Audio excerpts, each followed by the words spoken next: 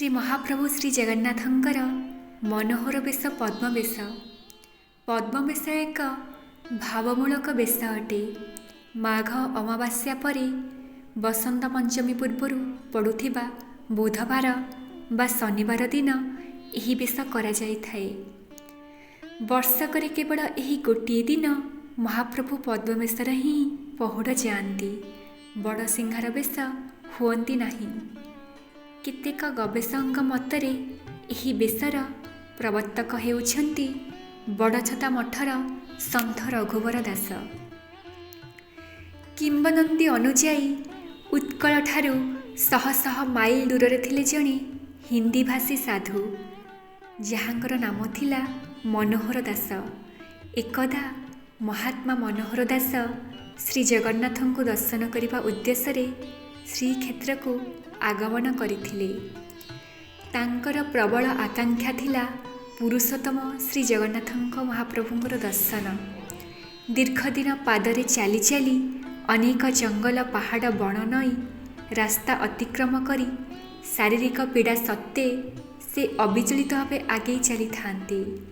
पथ मध्यरे रात्रि होई गले कौनसी मंदिर मठ आश्रम किंबा वृक्ष तले विश्राम नहीं थांती। पदवज्रे जाउथिबा बेले साधुଙ୍କୁ थरे भीषण शोष हैला। पाखरे कौनसी ग्राम किंबा जलाशय भी नथिला। किछि पथ अतिक्रम करिया परे हठात तांकर दृष्टिगोचर हैला गोटे पुष्करणी मध्यरे अनेक पद्मफूल फुटिछि। से ताहा देखि आश्चर्य होइगले, कारण शीत दिन रे पद्मफूल फुटिबा संभव नुहे। से मने मने जगन्नाथଙ୍କୁ सुमरणा करी पानी पी प्रभुंक निमंते पुष्करिणी रे फुटिथिबा पद्मपुष्प को तोली निकटरे थिबा एक मैला गामुछारे नेइथिले। माघ मास अमावास्या दिन से श्री मंदिर रे पहुँची पद्मफूल गुड़िक श्रीजीव मानक चरणाबिंदरे लागी करिया पई पंडा मानकु अनुरोध करथिले। मैला गामुछारे थिबा शुष्क पद्मफूल को देखी पंडा यह ठाकुर को लगी हो पारिबो नाही कही बहुत तिरस्कार करथिले।